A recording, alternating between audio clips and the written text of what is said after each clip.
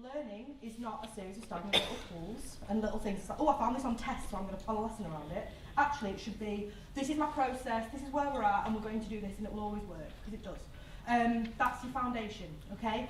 And it's really important. Think about high standards, building in your skills and knowledge really, really, really well, because even if you have a lesson that feels a bit boring or a bit repetitive, that stuff works. There's nothing wrong with being a bit boring. I regularly do the same thing more than once with my students. Like, Miss, why are we doing this quiz again? It's like, because last time you got it wrong, obviously. We're doing exactly the same quiz again, and until you get it right, we're going to do it again and again and again.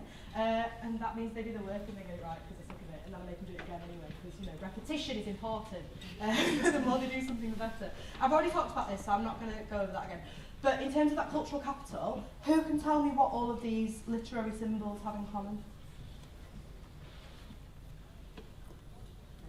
Love it. Everyone's like, I think I know, but I don't want to be told I'm wrong. You'll be wrong. So the moon, water, willow trees. They're feminine. Yeah, good. Now, that's something we all know. Is that something our kids know explicitly? What about these ones? This is harder. So we've got blood, we've got a storm, we've got a solar eclipse, darkness, and we've got a plant growing. Who said that? Yes, very nice. You're clever. Well done. Well done. Not that you need my validation or anything, but that's super impressive. Yeah, good. Macbeth. So I have planted thee and will make thee full of growing. Loads and loads of imagery to do with planting and nurturing people in the Bible and in Macbeth. Pathetic fallacy, storms, something bad happens. Explicitly, a king dies, storms, or a king is betrayed, storms. You see it in Julius Caesar, you see it in King Lear, all the things. Blood, really important. Blood will have blood. Biblical, straight into Macbeth. Solar eclipse is a really, really interesting biblical link into Macbeth, because when Jesus Christ was crucified, every single New Testament description of the event has the earth going dark.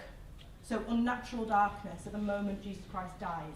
So it takes him a while to die, and when he dies, we know it because the sun has gone away. And it's a really, really powerful piece of imagery. When Duncan is killed, the night goes, like the sky goes dark.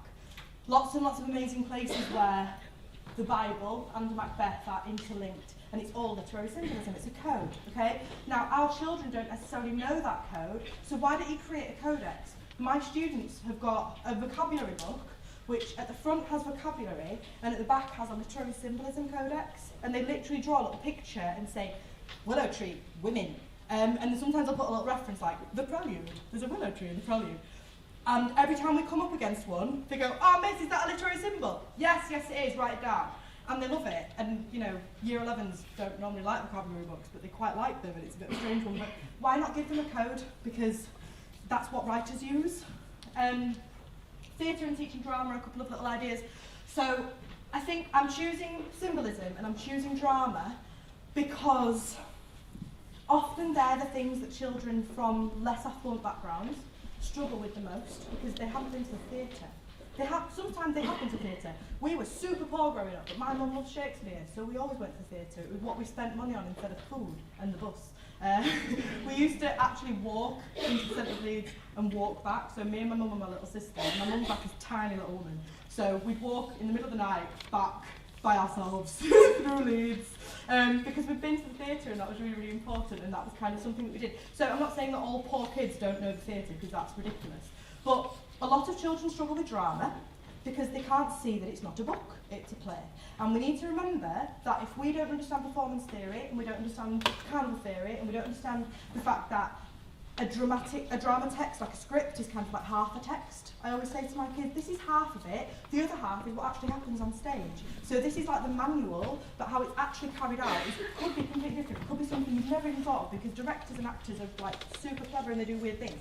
So this line from Romeo and Juliet, who is it? It's Capulet, yeah. So Capulet, speak not, reply not, do not answer me, my fingers itch. That line could be said in a number of different ways. He could whisper it, like he could say, speak not, reply not, do not answer me. And then walk across the stage, sit down in an armchair, put his hands in his face in his hands and say, my fingers itch, and look like he could actually take his own skin off, because he's so mortified, he's so devastated by what's happening.